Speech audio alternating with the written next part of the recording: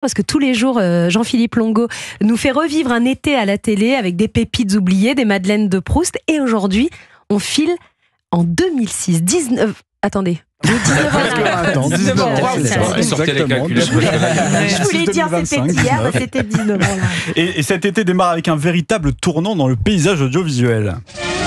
On connaît tous ce générique. Et en 2006, c'est Harry Roselmack qui devient le Joker de Patrick Poivre d'Arvor au JT de 20h sur TF1. Avec son style posé et percutant, il va très vite imposer sa patte.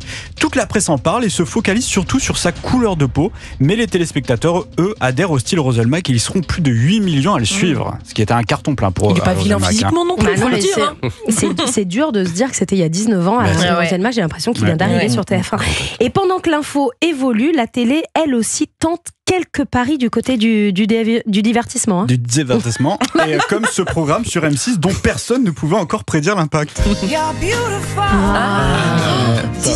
L'amour est dans le pré. L'amour est dans le pré qui démarre sur M6. Pas de bling, pas de buzz. Juste des agriculteurs en quête d'amour. Et 20 saisons plus tard, des mariages, des bébés et un miracle. Et c'est toujours à l'antenne.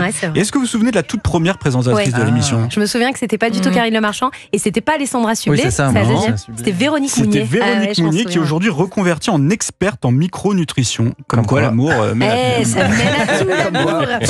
2006, il y a 19 ans, on tente des concepts qui n'ont pas été des grands succès, on peut le dire comme ça pour être gentil. Non, France 2 se lance par exemple dans le concours de danse bien avant Danse avec les stars, ça s'appelle le Dancing Show. Ça a été un flop d'audience. Aucun souvenir.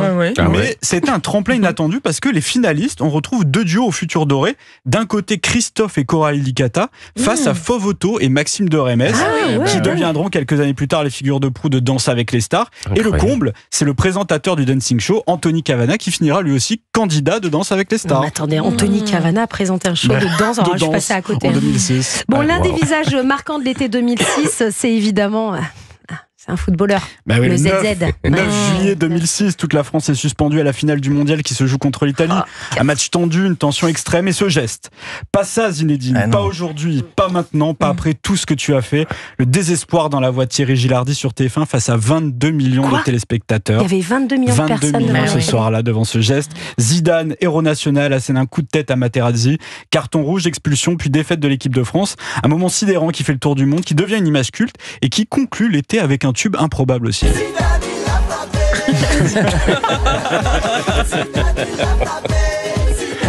C'est bien que la musique ait évolué en 19 ans quand même. Ça a été l'un des tubes de l'été. Je sais, vous avez beaucoup dansé sur Zidane, il a frappé, on le sait, on a des vidéos. Jean-Philippe. Bon, le vrai bouleversement de cet été 2006 à la télé, c'est la fin d'une émission culte que le public adorait. Et oui, chaque samedi soir aux alentours de 23h, on rentrait chez soi et on se branchait tous sur France 2 pour ne pas rater. Lui aussi il en parle. Ah oui, lui aussi il en parle. Si lui il en parle, ça veut dire que tout le monde en parle. Non, mais c'est un truc, c'est énorme. C'est énorme, je crois pas. Tout le monde en parle. Tout le monde en parle. Tout le monde en parle avec les interviews concept et provoques de Thierry Ardisson, les punchlines de Laurent Baffy et toutes les plus grandes stars du moment qui ont fait entrer cette émission au panthéon des émissions mythiques de la télé. Patrick de Carolis, alors patron de France Télé, avait demandé à Ardisson de choisir entre France 2 et Paris Première où il présentait 93 Faubourg Saint-Honoré. Et Ardisson était resté fidèle à la chaîne du câble et avait humblement déclaré au sujet de Tout le monde en parle en s'adressant à Patrick de Carolis: c'est un miracle que tu fusilles. Et le 8 juillet 2006, Ardisson rend l'antenne après 8 ans de succès. Et presque 20 ans plus tard, l'homme en noir a rendu l'antenne définitivement après une carrière incroyable remplie de créations. Et encore une fois, il a réussi son coup puisque tout le monde en parle. Je suis venu te dire que je m'en vais. Et tes larmes n'y pourront. Et c'est déjà un joli message, voilà, il y a un joli hommage que vous rendez à Thierry Ardisson qui nous a donc quitté hier et son rêve c'était de partir un 14 juillet.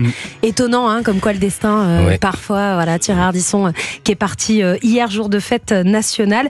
Et elle nous manque, cette émission Tout le monde en parle, et je sais qu'il a une chaîne, Thierry Ardisson, sur YouTube. Et tout le monde regarde les rediffusions de vous regardiez, vous, Tout le monde en parle, Youssef Hachdi. Complètement. C'était fou. Incroyable. De voir sur ce plateau un ministre, une actrice de film pour adultes et Brad Pitt. C'est pour rentrer chez soi pour regarder l'émission à 23h le samedi soir. C'était vraiment un très très grand rendez-vous. Merci beaucoup Jean-Philippe Longo pour tous ces souvenirs.